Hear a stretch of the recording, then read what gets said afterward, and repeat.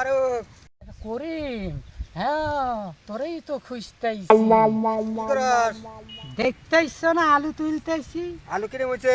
আলু আল্লাহ দিলে আমার অনেক ভালো হয়েছে, আমি তাতেই সন্তুষ্ট। কিন্তু তোর পরে আমি পুরা অসন্তুষ্ট।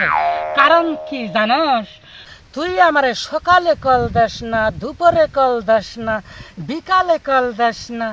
তুই রাত 12টার পর আমার কিলাই মিস কল মারস কৌছে।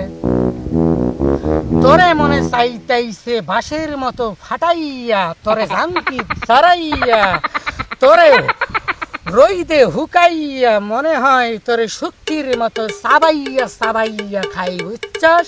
তুই আজ থাইকে আমার বাড়িতে যাবি না, তুই আমার কল দিবি না, তুই আমার মিস কল মারিবি না, বুঝছস? শয়তান কোন ঠেকার।